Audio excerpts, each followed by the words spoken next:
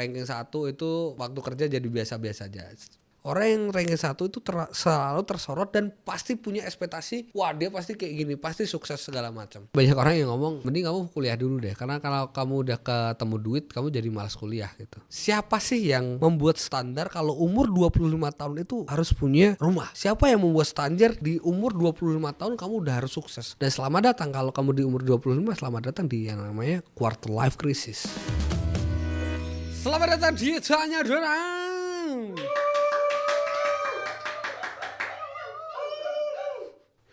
Udah pada lemes ya? Ya, semoga aku tidak lemas menjawab pertanyaan-pertanyaan yang semakin aneh tiap hari ya. Jadi, apa pertanyaan hari ini? Pertanyaan pertama, kok yang dulu ranking 1 pas sekolah tapi pas masuk dunia kerja malah biasa aja ya mas ya? Salib yang biasa-biasa aja. BTW aku lulusan SMA yang kebanyakan pada langsung kerja. Pertanyaan dari cucian SpongeBob underscore. Oke, gini. Aku nggak bisa mengeneralisir ya, kayak ranking 1 itu waktu kerja jadi biasa-biasa aja. Padahal gini, enggak juga, enggak semuanya kayak gitu. Mungkin karena gini, orang yang ranking 1 itu selalu tersorot dan pasti punya ekspektasi, wah dia pasti kayak gini, pasti sukses segala macam. Beda nih sama orang yang biasa-biasa aja. Biasanya yang duduk belakang, biasanya yang dia nggak pernah punya prestasi di sekolahnya, atau dia yang dianggap orang biasa-biasa aja, akhirnya melakukan sebuah gebrakan gitu. Tiba-tiba dia jadi CEO, ya kan? CEO di perusahaan terkenal gara-gara bapaknya dia juga CEO atau apa gitu, kayak Dracin itu. Akhirnya ini sesuatu hal yang berbeda nih. Yang tadinya adalah orang yang biasa-biasa aja, tiba-tiba sukses, itu jadi punya atensi lebih besar. Sedangkan orang-orang yang tadinya punya atensi kayak, oh ranking 1, oh dia berprestasi gini. Akhirnya kan masih disorot tuh. Terus ketika kerja biasa aja, gak ngapa-ngapain, itu juga disorot. Tapi kamu pernah lihat gak? Ada orang pinter banget nih, sampai kerja juga dia oke banget. Tapi kenapa itu biasa aja jadinya? Karena orang itu udah biasa banget dapat exposure. Akhirnya, oh si Danang, oh wajar dulu mah kayak gitu. Dari emang dari dulu udah pinter, wajar kalau dia kayak gitu. Paling kayak gitu. Tapi bayangin ketika kamu ranking 1, tiba-tiba kamu nggak sesuai ekspektasi orang, ya kamu bakal dikata-katain atau gagal nih orang gitu kan. Karena parameter orang tuh selalu melihat kayak kamu harus lebih baik. Padahal kan tidak selamanya seperti itu. Ya, itu ngomongin ekspektasi doang. Nah, dan ngomongin standar orang gitu. Jadi siapa sih yang membuat standar dunia ini gitu. Makanya aku nulis buku ini, Rehat Sejedak nih. Karena dunia ini penuh dengan yang namanya ekspektasi. Dan ekspektasi itu yang membentuk siapa? Ya kamu sendiri. Sebenarnya ada orang-orang yang ngasih kamu beban gitu. Tapi kamu tidak juga punya kewajiban untuk memenuhi beban itu. Yang penting kamu enjoy dengan dirimu sendiri, ya udah gitu. Makanya tadi jawabannya adalah yang tersorot kenapa orang yang ranking 1 terus biasa aja. Kenapa kamu gak menyorot orang yang ranking 1 tapi dia juga punya prestasi yang bagus? Karena itu tadi, perbedaan. Ketika sesuatu yang berbeda itu pasti punya atensi lebih tinggi dibandingkan sesuatu hal yang ya udah biasa aja. Sekarang pertanyaannya lagi, orang yang biasa aja, berapa persen yang tetap masih biasa aja sampai sekarang gitu? Kan gak semua orang yang biasa aja tetap tiba-tiba jadi orang sukses, enggak juga. Enggak semua orang pintar tiba-tiba juga semuanya keren gitu kan. Makanya itu tadi, kembali ke persentase. Berapa banyak orang yang kayak gitu. Itu. Oke, pertanyaan selanjutnya. Mas, tempat kerjaku liburnya pas lebaran sama Natal doang. Tanggal merah lainnya disuruh masuk terus. Tanggapanmu mas? Pertanyaan dari pembantu Elon Musk kedua. Tergantung deal-dealanmu sama bosmu kayak apa. Kalau kamu tanya kayak gitu, kamu kerja di BUMD nih, Badan Usaha Milik Dana, nggak ada libur, nggak ada libur. Beneran, kita nggak tahu nih ada liburnya kapan. Kayak Natal, Tahun Baru, Idul Fitri, tetap bisa tuh. Tiba-tiba callingan kerjaan kayak maksudnya, ini bikin konten ini kayak segala macem gitu.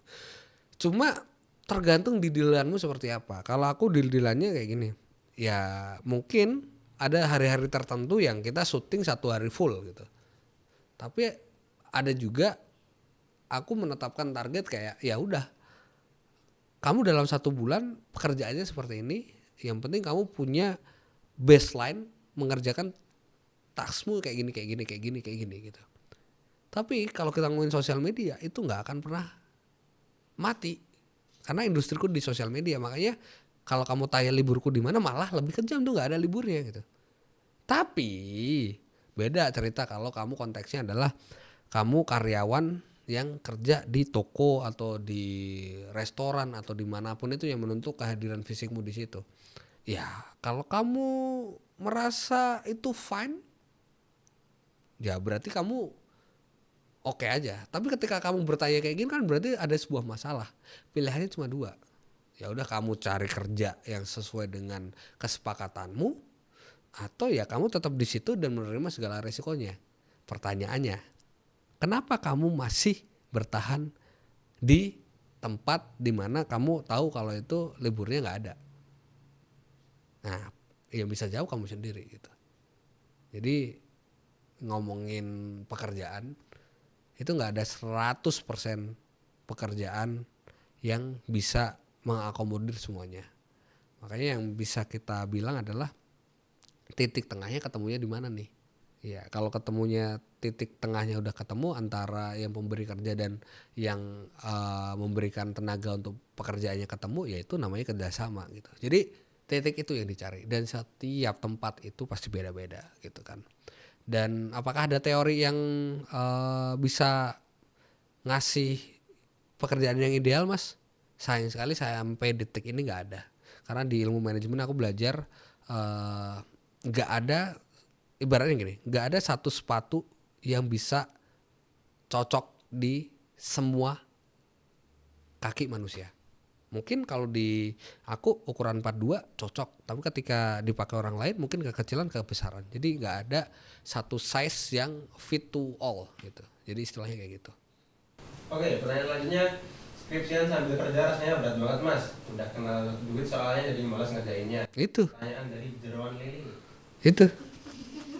Makanya banyak orang yang ngomong mending kamu kuliah dulu deh, karena kalau kamu udah ketemu duit kamu jadi malas kuliah gitu. Jujur itu salah satu hal yang aku lakukan juga.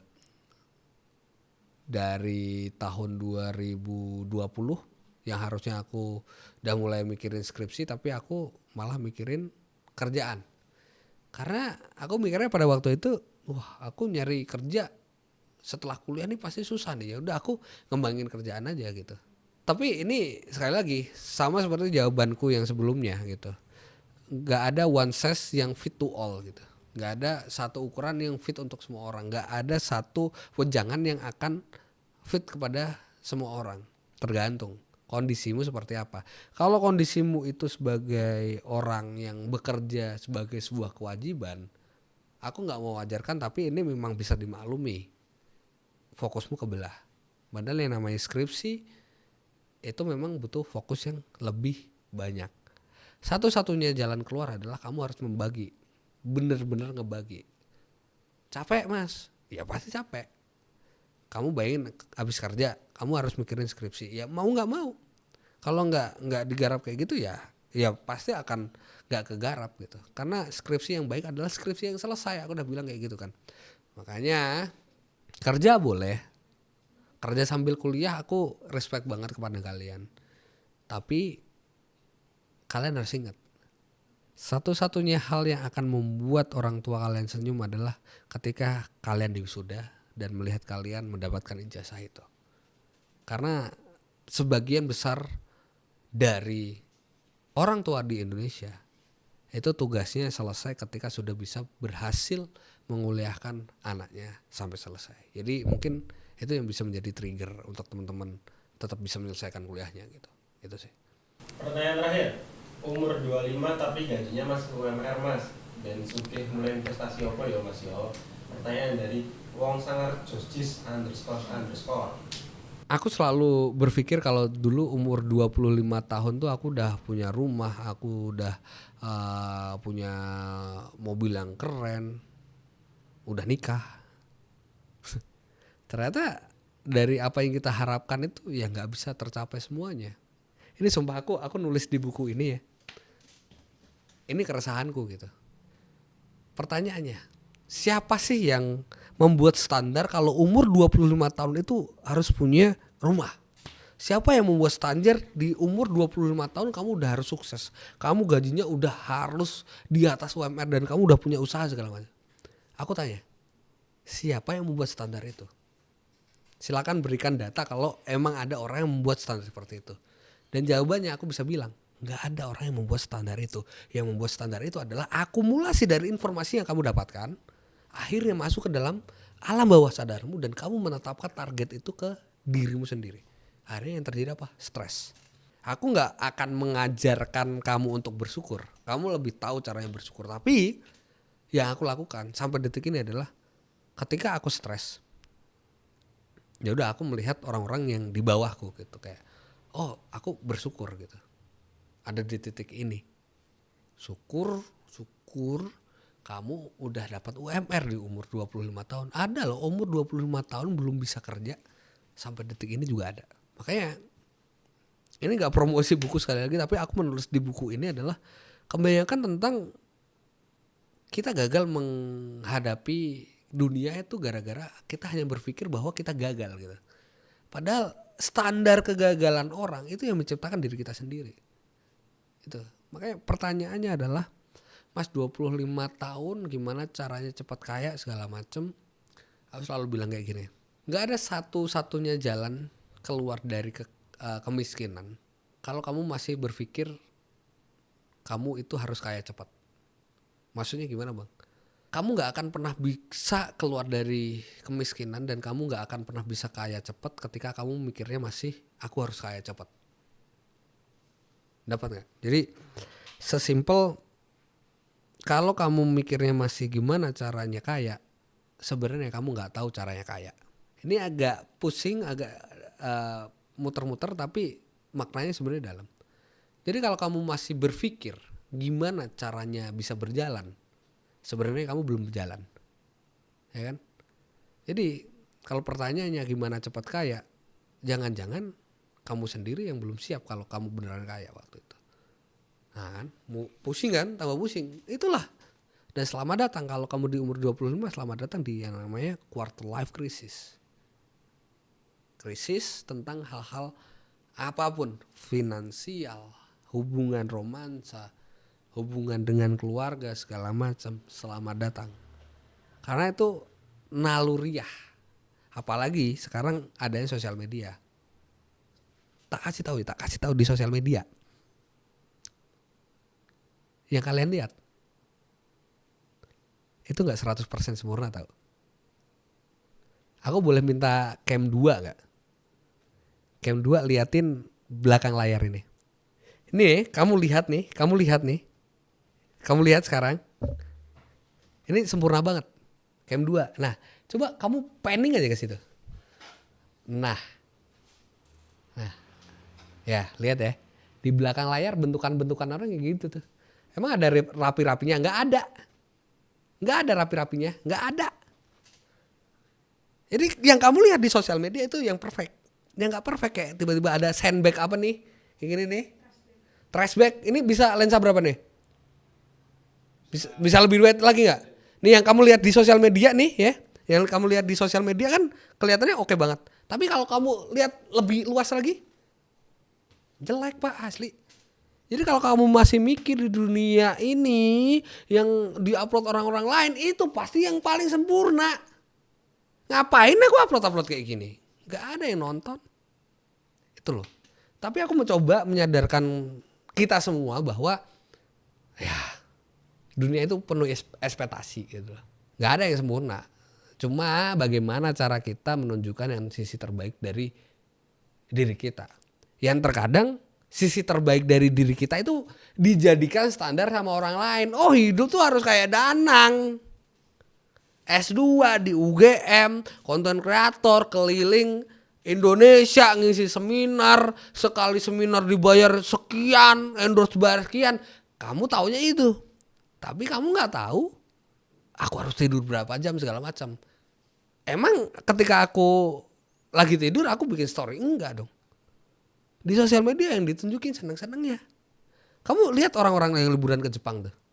Atau kamu lihat ke siapapun yang lagi liburan, yang diupload foto senengnya, kamu nggak tahu kan kalau di Jepang harus jalan kaki berapa puluh ribu kilometer, langkah kaki kok kilometer, gila juga bro. Jadi yang ditunjukkan di sosial media itu sisi terbaiknya aja.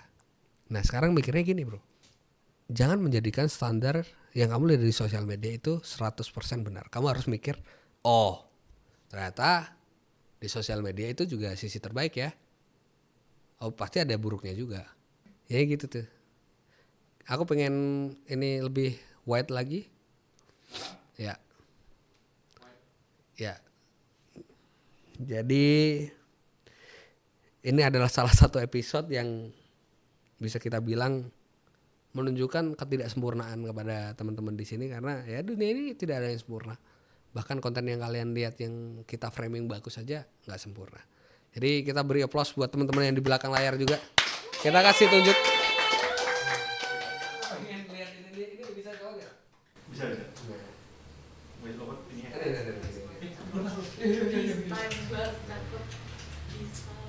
Ini bisa, gimana sih? Nah, gimana? Apa curinya bro? Ini suaranya di sini aja ya? Pakai aja. Nah, ini bentuk orang-orang yang nanya-nanya ya kan? Ini bentukan orang-orang di belakang layar. Emang ada rapi-rapinya? Nggak ada. Ini orang anomali di sini. Terus ada orang yang tidur juga. Bayangin tuh, kehidupan kayak gini nih. Jadi ngevlog ya? Jadi nggak bingung ya? Jadi intinya adalah nggak ada yang sempurna. Gitu aja. Terima kasih. Sampai jumpa. Bye bye. See you. Bye.